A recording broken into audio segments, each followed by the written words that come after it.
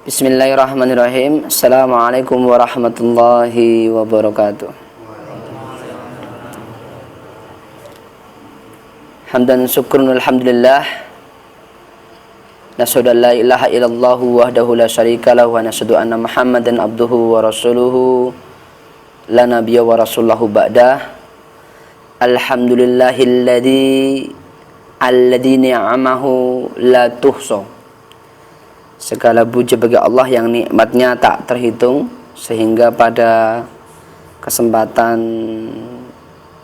sore menjelang malam ini kita masih bisa berkumpul untuk agenda rutin kita Mas Kaji malam Senin kajian. Semoga seluruhnya yang berangkat diberikan kesehatan, diberikan umur panjang, rezeki yang berkah,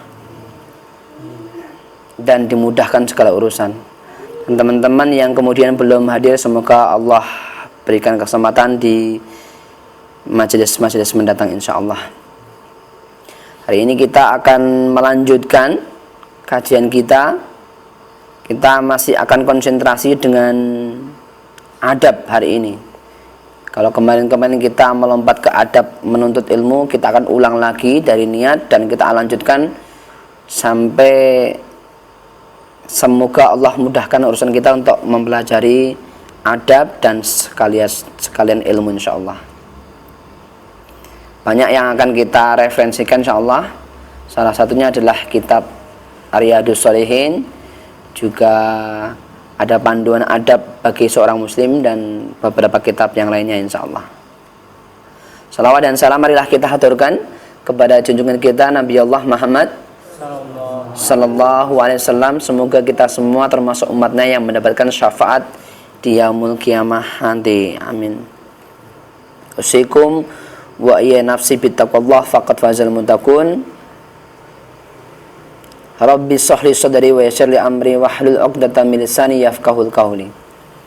Kita mulai panduan adab bagi seorang muslim.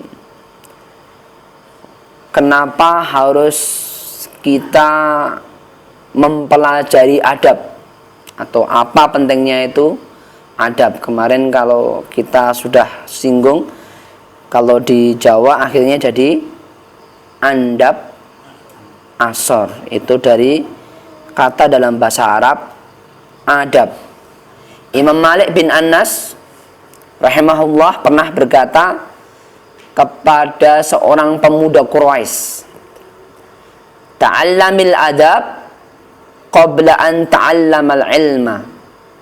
Pelajarilah adab sebelum engkau mempelajari ilmu.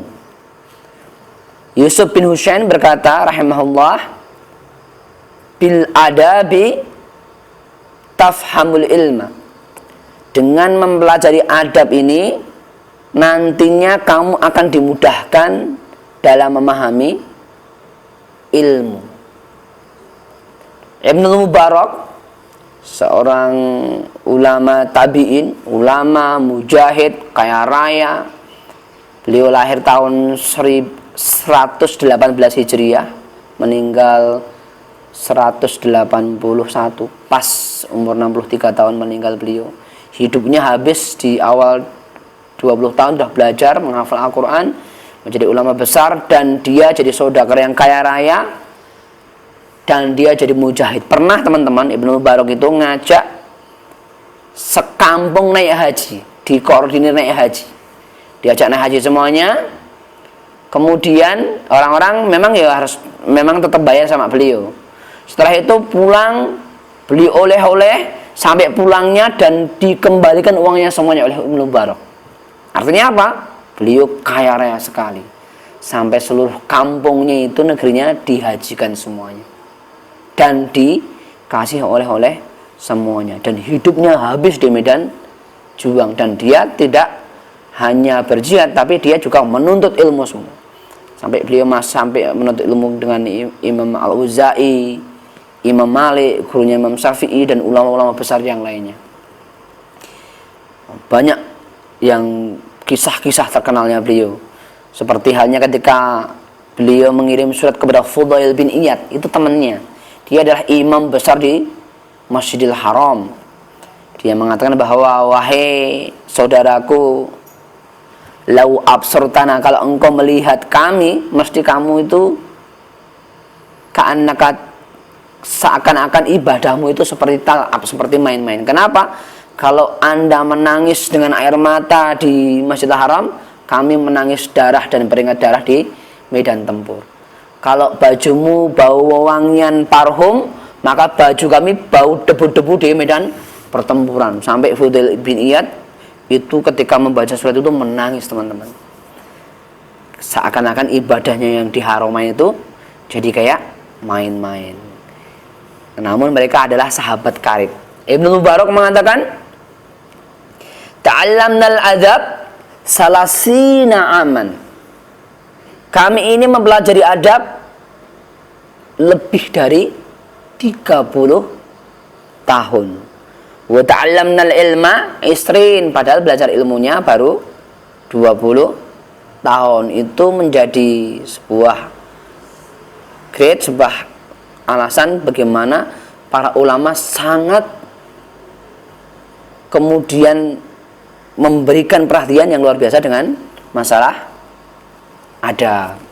Ibnu Sirin rahimahullah mengatakan, kanu yata'allamuna al-hada kama yata'allamuna al-ilma. Sesungguhnya para ulama itu zaman dahulu itu mempelajari adab itu seperti mempelajari ilmu. Kemudian